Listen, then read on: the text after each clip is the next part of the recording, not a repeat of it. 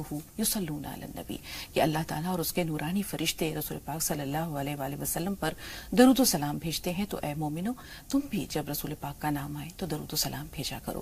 تو درود و سلام کے بارے میں آج مولانا صاحب سے بہت کچھ جانیں گے، لیکن پہلے تو یہی جان لیں کہ درود پاک کا آغاز کب سے ہوتا ہے اور درود اور سلام دونوں میں کیا فرق ہے؟ الحمدللہ رب العالمین والصلاة والسلام علی رسول الکریم وعلی آلہ واصحابہ اجمعین، اما بعد، اعوذ باللہ من الشیطان الرجیم، بسم اللہ الرحمن الرحیم، رب اشرح لی صدری ویسر لی امری واحلل عقدۃ من لسانی یفقہوا قولی، اللہم صلی علی سیدنا محمد وعلی آل سیدنا محمد کما صلیت علی سیدنا ابراہیم وعلی آل سیدنا ابراہیم انک حمید مجید، اللہم بارک علی سیدنا محمد وعلی آل سیدنا محمد کما بارکت علی سیدنا ابراہیم وعلی آل سیدنا ابراہیم انک حمید مجید۔ اصل میں درود جو لفظ ہے یہ عربی کا لفظ نہیں ہے، یہ فارسی کا لفظ ہے۔ درود سے مراد جو ہے وہ صلاۃ، اور صلاۃ کے بہت سارے میننگ ہیں، قرآن میں بھی بیان ہوئے ہیں، اشارے بھی دیے گئے ہیں اس کے۔ صلاۃ جو ہے وہ رحمت کو کہتے ہیں، برکت کو کہتے ہیں، محبت، تعظیم، نظام اور دعا ہے ایک طرح سے۔ دراصل یہ معاملہ اس طرح سے ہے درود کا، حضور اکرم صلی اللہ علیہ وسلم نے ہمیں اس دعا کو کرنے کی تلقین کی ہے۔ درود ایک دعا ہے اور دعا عبادت ہے۔ بے شک حضور اکرم صلی اللہ علیہ وسلم کو پسند تھا کہ امت جو ہے حضور اکرم صلی اللہ علیہ وسلم پہ درود بھیجے، مطلب رحمت بھیجنے کی دعا کرے اللہ سے، اور اللہ رحمتیں بھیجے امت پہ بھی۔ وہاں بھی اپنا کوئی فائدہ حضور کی نظر میں نہیں تھا، حضور کا تو مزاج ہی نہیں تھا کہ اپنی تعریف ہے۔ وہاں مقصد سمجھیے آپ کیوں تلقین کیا، کیونکہ خود اللہ یہ کہتا ہے کہ کوئی اگر ایک بار درود بھیجتا ہے تو میں اس پہ 10 رحمتیں اپنے فرشتوں کے ساتھ نازل کرتا ہوں، میں بھی 10 بار اس پہ درود بھیجتا ہوں۔ تو یہاں مقصد یہ تھا حضور صلی اللہ علیہ وسلم کا کہ لوگ میرے اوپر رحمت بھیجیں، اس کی دعا کریں، مطلب رحمت کی دعا کریں۔ ہماری تو کہاں زبانیں ایسی ہیں کہ ہم رحمت بھیج سکیں، ہم تو اللہ سے ریکویسٹ ہی کر سکتے ہیں، کیونکہ ہماری تو ناپاک زبانیں ہیں اور وہ پاک نبی، ہم تو سمجھ بھی نہیں سکتے کہ ان کا کتنا مرتبہ اور کتنا معاملہ اللہ کے ہاں کتنا لاڈ ہے، کتنی محبت ہے، کتنی محبوبیت ہے۔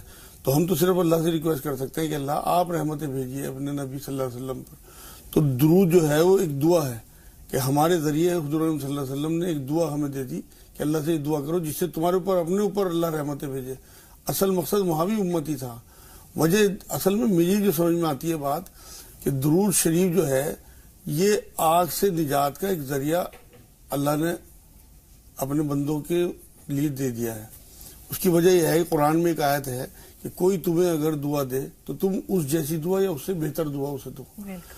اب اگر ہم حضور صلی اللہ علیہ وسلم کو دعا دیتے ہیں تو سب سے پہلے تو قرآن کے پابند حضور صلی اللہ علیہ وسلم خود ہیں، تو یہ لازم ہو گیا حضور صلی اللہ علیہ وسلم پہ کہ اگر کوئی انہیں دعا دے تو وہ اس جیسی یا اس سے بہتر دعا دے، اور جسے ایک بار حضور صلی اللہ علیہ وسلم دعا دے دے وہ کہاں آگ کی طرف جا سکتا ہے۔ یہ بہت آسان اللہ نے ہمارے لیے کر دیا، جنت سے نجات کا، جنت کے قریب جانے کا، اور دوزخ سے آگ سے نجات کا ذریعہ ہمیں درود کی شکل میں دے دیا۔ پھر رسول پاک صلی اللہ علیہ وسلم کا فرمان بھی ہے کہ جو شخص اپنے صبح کے معمولات کا آغاز کرتا ہے درود سے اور اپنے شام کے معمولات کا اختتام کرتا ہے درود پر، تو اس پر روز قیامت میری شفاعت واجب ہو جاتی ہے۔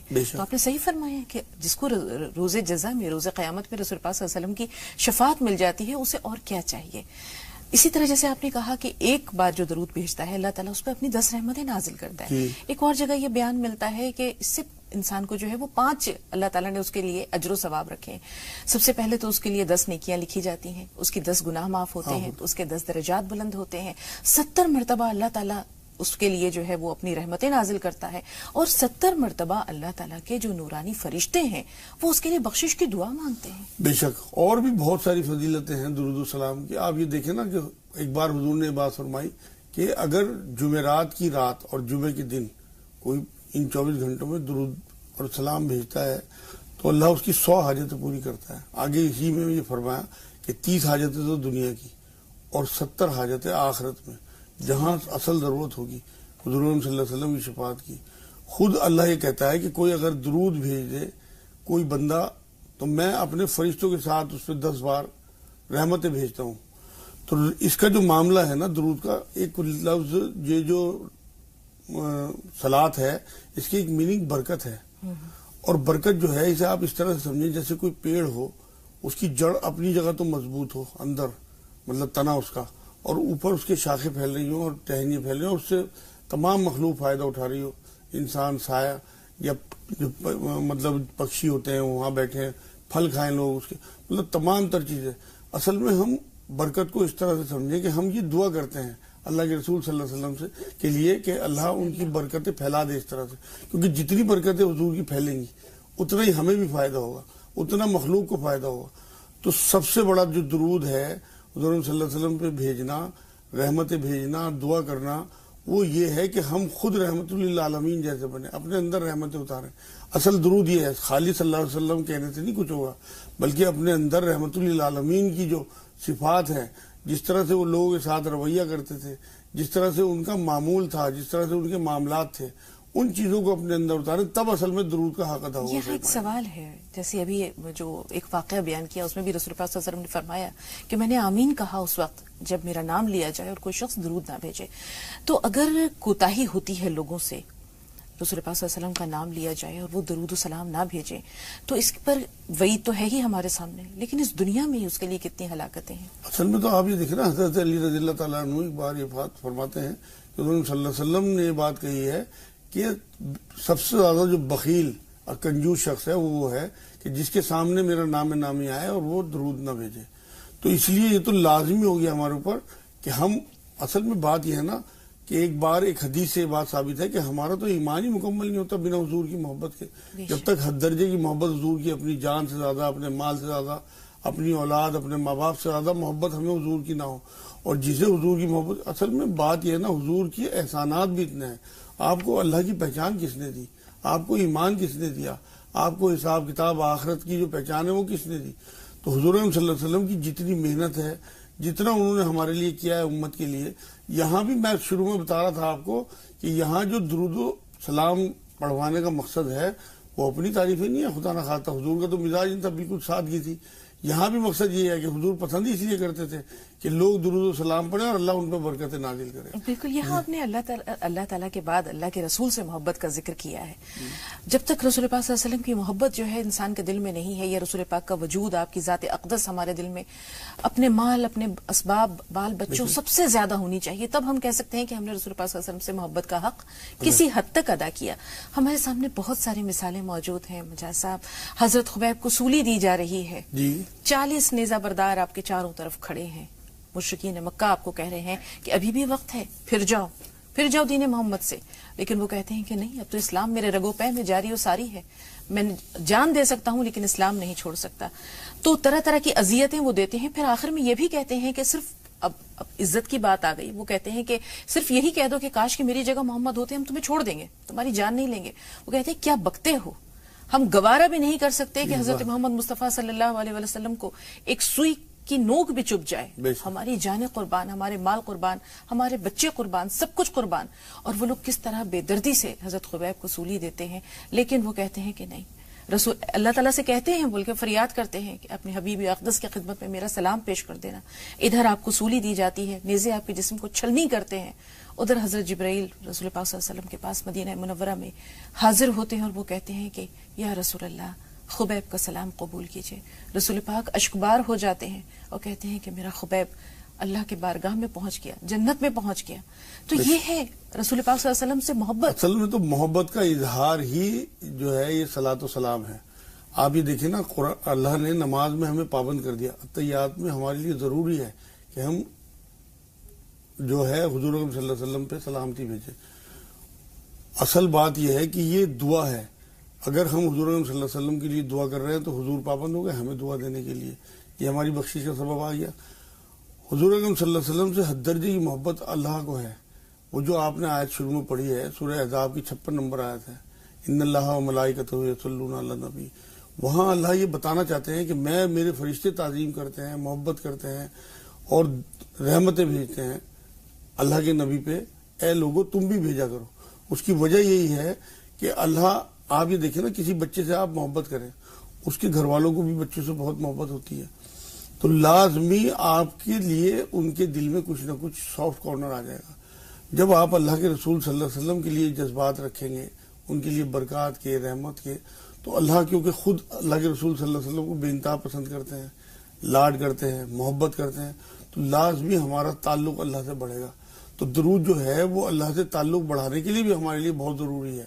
اصل بات یہ ہے کہ درود کو ہم اس طرح سے سمجھیں کہ اللہ اور رسول صلی اللہ علیہ وسلم سے جوڑنے کے لیے ہمارے لیے بہت ضروری ہے. اصل میں بات یہ ہے نا کہ ہم کسی کو جب دعا دیتے ہیں اس کے پیٹھ پیچھے تو ہمارا گمان اس کے ساتھ ہوتا ہے. تو جب حضور صلی اللہ علیہ وسلم پہ، کیونکہ یہ بات بھی ثابت ہے کہ حضور پہ ہمارے درود پیش ہوتے ہیں. ایک حدیث میں ہے کہ حضور نے فرمایا کہ بہت سارے فرشتے جو ہیں وہ پھیلے ہوئے ہیں کائنات میں، جو چاروں طرف سے درود اکٹھا کر کے اور وہ پیش کرتے ہیں لوگوں کا. تو جب حضور صلی اللہ علیہ وسلم پہ درود پیش کیا جائے گا تو لازمی بات ہے کہ وہ ہمارا گمان بھی ساتھ ہوگا. تو وہ گمان جو ہے تو حضور صلی اللہ علیہ وسلم پھر جب ہمیں پلٹ کے دعا دیں گے تو حضور کا گمان بھی ہمارے ساتھ ہوگا کہ ہم ان کے گمان میں ہوں گے. یہ ہے اصل چیز درود کی جو فضیلت بڑھاتی ہے. تو اس لیے ہم لوگوں کو یہ چاہیے کہ ہم میکسیمم درود بھیجیں حضور صلی اللہ علیہ وسلم پہ اپنے لیے. اس میں ہمارا اپنا فائدہ ہے. حضور صلی اللہ علیہ وسلم کے تو مرتبے اللہ بلند کر رہے ہیں، ہم تو کچھ بھی نہیں کر سکتے اس میں، ہم تو اتنے کمزور ہیں. اس میں تو صرف اور صرف ہمارا اپنا فائدہ ہے درود و سلام میں. بالکل. یہاں ایک سوال اور ہے مجاز صاحب، ہم دیکھتے ہیں کہ دعاؤں کی قبولیت یا مستجاب الدعوات ہو جاتا ہے انسان اگر وہ درود پاک کی عادت ہوتی ہے اسے، یا دعاؤں بہت سارے وظائف کے اول و آخر میں بھی آپ سب تاکید کرتے ہیں کہ اس میں درود پاک پڑھ لیا جائے. تو اللہ تعالیٰ سے دعائیں قبول کروانے کے لیے درود و سلام کتنا ضروری ہے. اور رسول پاک صلی اللہ علیہ وسلم کی زیارت کے بارے میں بھی کہا جاتا ہے کہ وہ شخص جو بہت نیک ہوتا ہے، اچھا سچا مومن اور مسلمان ہوتا ہے اور درود پاک اس کے معمولات میں سے ہوتا ہے، تو کبھی کبھی رسول پاک صلی اللہ علیہ وسلم کا دیدار بھی اسے نصیب ہوتا ہے. بے شک. اصل میں درود جو ہے نا اس لیے دعا اسے آگے پیچھے پڑھایا جاتا ہے لوگ جو تلقین کرتے ہیں، کیونکہ دعا خود ایک درود ہے. جب آپ حضور صلی اللہ علیہ وسلم سے دعا شروع کریں گے اور بیچ میں آپ اپنی دعائیں کریں گے، آخر میں پھر حضور صلی اللہ علیہ وسلم، تو آپ کی دعائیں جو ہیں جب وہ درود اوپر جائے گا اللہ کے یہاں، وہ دعا اوپر جائے گی تو آپ کی تمام دعائیں اوپر چلی جائیں گی اور قبولیت اس کی بڑھ جائے گی. اور درود کا معمول تو اتنا ضروری ہے. اصل میں ایک صحابی ہیں ابی بن کعب رضی اللہ تعالیٰ عنہ، حضور صلی اللہ علیہ وسلم کی بارگاہ میں ایک بار بیٹھے تھے اور بتانے لگے کہ حضور میری جو اذکار ہیں، جو میں معاملات ہیں، ان میں لگ بھگ چوتھائی حصہ آپ کے اوپر درود بھیجتا ہوں، کیا یہ کافی ہے؟ حضور نے ہاں کافی ہے، لیکن اور بڑھا دو تو اچھا ہے. تو وہ پوری حدیث ہے. پھر انہوں نے کہا اچھا حضور میں آدھا کر دوں گا. حضور نے اگر اچھا ہے لیکن بڑھا دو تو اچھا ہے. تو انہوں نے کہا حضور میں پورا ٹائم اپنے اذکار کا درود شریف پڑھا کروں گا. تب حضور راضی ہوئے، خوش ہوئے اور یہ کہا کہ اب تجھے کوئی غم اور کوئی پریشانی نہیں آئی، تمہارے گناہ بھی معاف ہو جائیں گے، غم بھی دور ہو جائیں گے. تو یہ جو اس طرح کی جو حضور صلی اللہ علیہ وسلم ہمیں تلقین کر کے گئے ہیں، اس کا اشارہ یہی ہے کہ ہماری بخشش کا سبب دنیا میں آسانی ہے اور آخرت میں بخشش. اور یہ حضور صلی اللہ علیہ وسلم کی وصال مبارک کے بعد بھی چلتا رہے گا. کیونکہ ابو درداء رضی اللہ تعالیٰ عنہ نے ایک بار جب حضور نے کہا نا کہ درود بھیجا کرو جس سے تمہاری پریشانی دور ہوں گی، تمہارے گناہ معاف ہوں گے، تو ابو درداء رضی اللہ تعالیٰ عنہ نے پوچھا حضور کیا آپ کے وصال کے بعد بھی یہ سلسلہ جاری رہے گا؟ حضور نے ہاں، نبیوں کو قبر کی مٹی نقصان نہیں پہنچاتی، نبی اپنی قبر میں زندہ ہوتے ہیں اور انہیں رزق دیا جاتا ہے. تو حضور کے بعد بھی یہ سلسلہ جاری ہے کہ ہمارے جو درود ہیں فرشتے حضور صلی اللہ علیہ وسلم کے اوپر پیش کرتے ہیں. اب آپ دیکھیں نا کہ ایک حدیث یہی ملتی ہے کہ ہمارے ماں باپ کے نام کے ساتھ ہمارے درود حضور پہ پیش کیے جاتے ہیں. تو جب ہمارا نام حضور صلی اللہ علیہ وسلم کے سامنے آئے گا، بار بار آپ کسی بزرگ کو سلام کریں تو لازمی بات ہے کہ وہ ایک دن ہی پوچھیں گے بچہ کس کا ہے، تو وہ جواب دیا جائے گا کہ فلاں کا. تو لازمی ان کو آپ سے محبت ہو جائے گی. تو جب ہم بار بار حضور صلی اللہ علیہ وسلم پہ درود و سلام بھیجیں گے تو لازمی حضور صلی اللہ علیہ وسلم کی توجہ بھی ہمارے پر ضرور. بالکل، اور اللہ تعالیٰ کی رحمتیں اور برکتیں بھی نازل ہوں گی. دو کالرز کافی دیر سے منتظر ہیں. مجاز صاحب آئیے مل کر اپنے کالرز کا رخ کرتے ہیں، ان سے بات کرتے ہیں. ارشی فون لائن پہ موجود رہیے گا. پہلے علینا سے بات کرتے ہیں، پھر آپ کی طرف بھی آئیں گے. جی بتائیے علینا. السلام علیکم. وعلیکم السلام ورحمۃ اللہ وبرکاتہ. باجی علینا تو بیٹی کا نام ہے لیکن میں ان کی ممی بول رہی ہوں. باجی گھر میں بہت پریشانی رہتی ہے. میرا سوال ذرا آپ غور سے سنیے. جی بتائیے. میں یہ بول رہی ہوں باجی ہمارا جیسا کاروبار چل رہا ہے تو ہمارے پاس قرضہ بھی ہے اور اس میں سے صدقہ نکال رہے ہیں. تو وہ صدقہ جیسا مولانا بتاتے ہیں کہ 1800 روپے دو تو 360 کا صدقہ کر کے دے سکتے ہیں کیا وہ ہم؟ ٹھیک. ارشی آپ بتائیں آپ کا سوال کیا ہے؟ السلام علیکم. جی وعلیکم السلام. جی ہم یہ کہنا چاہتے ہیں کہ ہمارے پاپا شراب بہت پیتے ہیں اور ہمارے پاپا کسی رشتے دار سے بھی نہیں رکھتے ہیں، بس انہیں سے رکھتے ہیں جو پینے والے ہوتے ہیں انہیں سے رکھتے ہیں اور کسی سے بولنا نہیں چالنا نہیں. اور جب گھر میں بھی آتے ہیں تبھی بھی کسی سے بات نہیں کرتے. اور باجی میرا دوسرا سوال یہ ہے کہ ناپاکی کی حالت میں درود شریف یا آیت الکرسی وغیرہ پڑھ سکتے ہیں؟ بہت اچھا سوال ہے ارشی. یہ سوال جو ہے میں چاہ رہی تھی مجاز صاحب سے جاننا، لیکن چونکہ آپ لوگ فون لائن پہ موجود تھے اس لیے میں نے بہتر سمجھا کہ پہلے آپ کے سوالات لے لیں.